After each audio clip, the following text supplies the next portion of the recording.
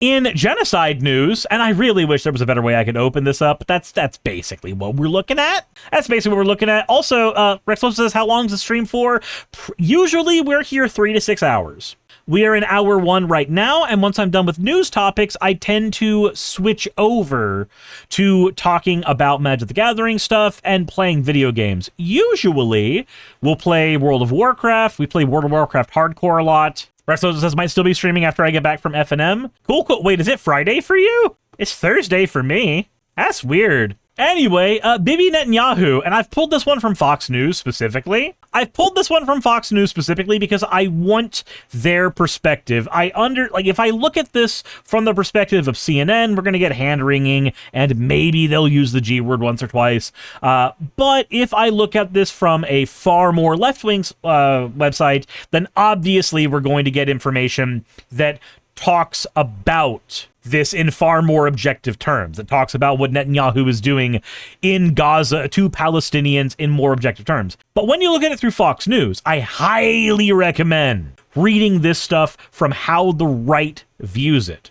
Because knowing the language of what the right wing uses, knowing the language that they are internalizing, will do a much better job at teaching you how to talk about these things in a way that their people can understand. Of course, their people is a weird saying. They're the same people as us, but we are very, very politically divided. We are very, very politically ostracized from one another. It's a good idea to look at the language the other side is using. So, Bibi Netanyahu warns of Eighth Front ideological battle for American hearts and minds with Christian leaders. Israel's Prime Minister, Benjamin Netanyahu, noted war criminal. But, we're just going to read it as it is.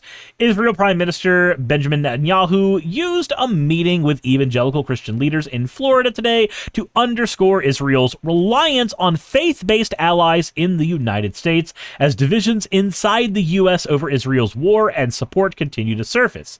The meeting came days after Netanyahu held talks on Monday with President Donald Trump at Mar-a-Lago. Can I, real quick, ask if anybody in the audience actually watched part of that debate? Because Trump repeated himself so many times, I would think he's me with how bad my memory is, and I don't want me leading the goddamn country, especially not if I'm pro-genocide, and that's what I'm seeing from him. Between him calling himself Trump in the third person repeatedly and saying lines ad nauseum, it's just so confusing.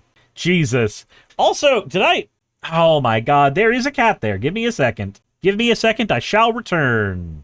Okay, I have gotten the cat in. I have made one plan to keep another cat from getting mad at me, and that plan failed stupendously, so here I am. Nitro says, 2024 will forever be a colossal error in human judgment in the USA. Fair.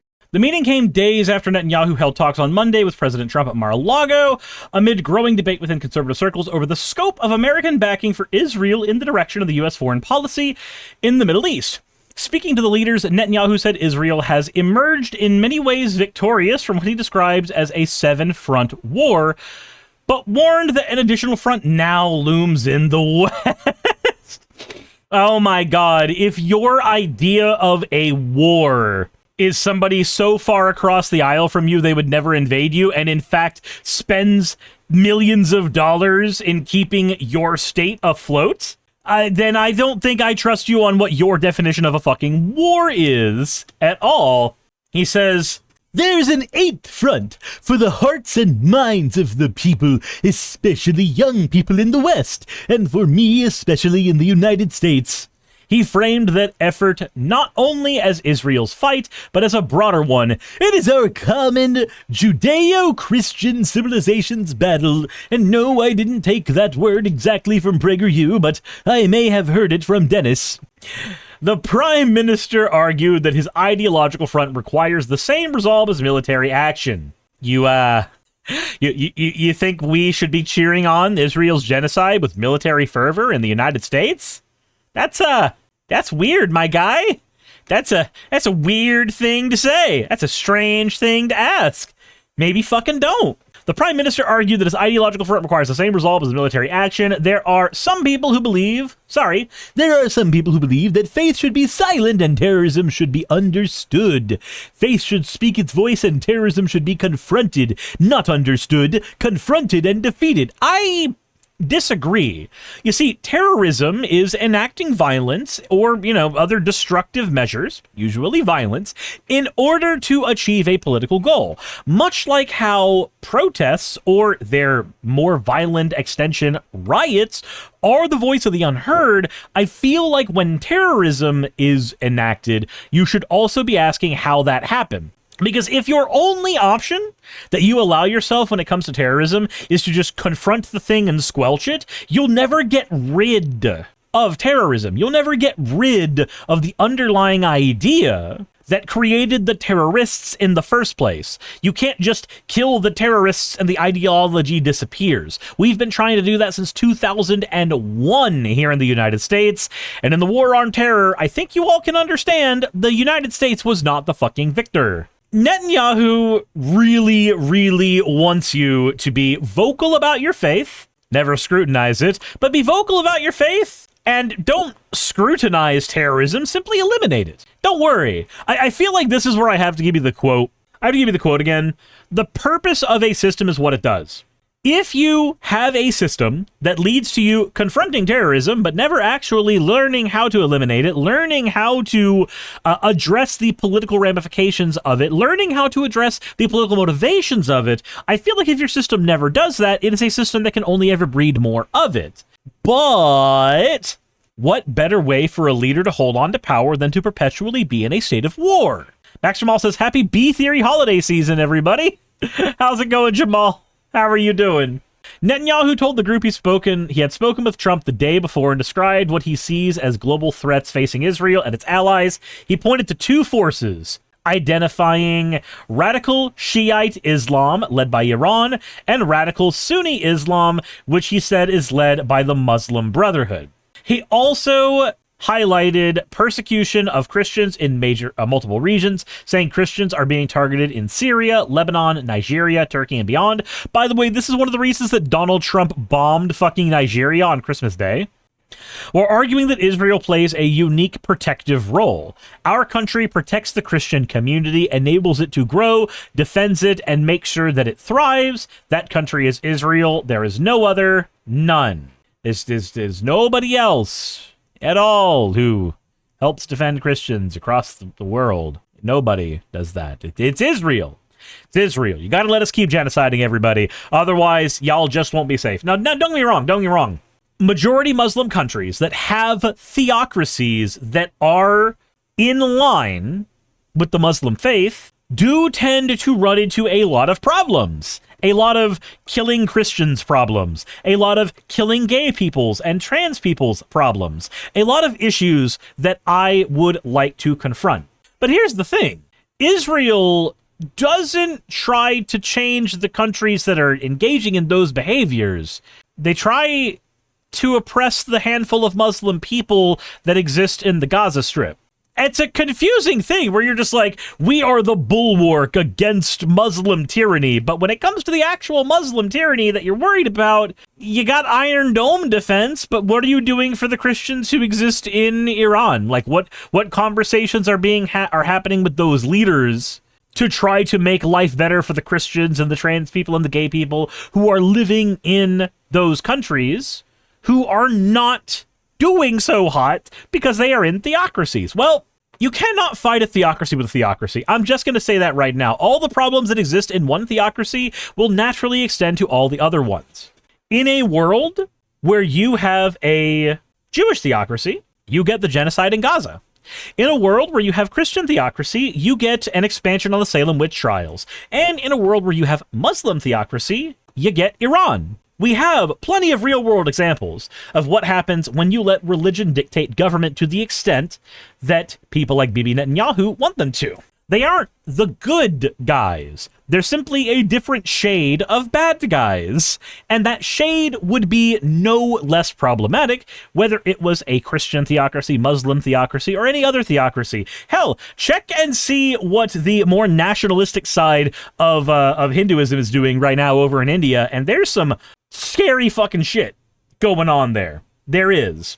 Anyway, let's look at the comments section and see what's going on here.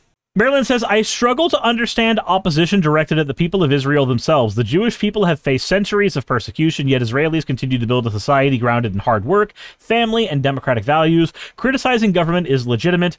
Condemning an entire people or denying their right to safety, self-determination is not. Recognizing shared humanity is essential to any serious peace. And then, of course, the only response here that shows up, I mean, there's more here, but the first one that shows up, they got 10 likes, is, it's spiritual warfare. No, it's not. Spiritual warfare doesn't exist. Until you can demonstrate that spirits exist, you can't demonstrate that spiritual warfare is a real thing. I'm sorry, that's not a fucking thing. It is a phrase used by weak people so that they can believe that they are engaged in a grueling conflict when none exists.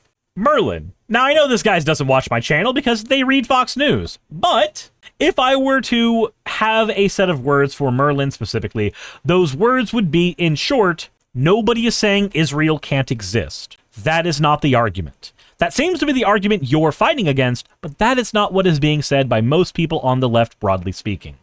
There are some weird anti-Semites on the left, and there are plenty of weird anti-Semites on the right who are completely against Israel existing as a nation, period. I am not speaking from either of these groups. I will speak from my side of the political aisle, and I will speak for myself mostly, and just from a little bit of experience from the other people that I've talked to. The issue is not with Israel existing. Has not been for a while. The issue is with Israel existing as an ethno-state. That is what they are. They are a religious ethno-state. And that is something that most people broadly on the left are against. And then in more modern times, we are generally opposed to genocides. I don't give a shit who the genocide is against. I care that it's happening at all. You cannot redeem a corpse. If your goal is to make, some weird theocratic society less so, you can't do it by bombing it into fucking oblivion. Human lives are valuable. Human lives are important. I do not see a world where you expand the needs of humanitarianism, expand the goals of humanitarianism by destroying a fuck ton of human lives. An argument could be made for self-defense where Israel's concerned. But I think the mountains of bodies that exist at their hands versus the minute casualties that exist on their side show pretty much who is in charge of that conflict. They show who is actually doing most of the killing. The problem is not with Israel existing. The problem is with the things it does, the people it kills, and the way it governs. Those are my problems. And those are the problems that a lot of people on the left tend to have. Now, as for me, I'm just one goofy little guy. I'm a schmuck on the internet. My opinion does not matter all that much, but I am still willing to say it. So, Melvin, if you struggle to understand opposition to Israel, ask yourself, is the opposition to the people of Israel, or is the opposition to the things the Israeli government is doing? Badgineer says, BB 100% nailed it. We're in a civilizational movement for the West, whether or not we have the resolve to stay true and carry forward the values that made us great, or succumb to a different value set and decline. Ah, yes. Change bad. Sticking with tradition good. I love that shit. I love that shit. It's great. It's great. And that's about all I have the stomach to read of Fox News today. So, I'll throw it at you guys. What do you think? My opinion is that, again, genocide bad, maybe don't do that. The issue is not with Israel itself. The issue is with the things it fucking does. That's my take. But what's yours? Let me know in the comments section below. And hey, maybe consider subscribing to the channel. Maybe letting a couple friends know what I'm doing over here. That'd be cool. I don't have any other words. Hey, you made it to the end. I want to give an extra thanks to the patrons who allow me to do this full time. I want to thank Aaron Rail, Astral, Britzkrieg, Jemshin, Poundini, Red Joker, Victoria, Jonas, Craig, Tarika, Fireshard, Smiling GM, John, Dren Hadamada, Creeper, Sagitta, you know I'm not saying that last part, Valis of Sereth, Ottoman Angel, Rooster Rachel, and Fire Panda, who are all my $20 and up patrons.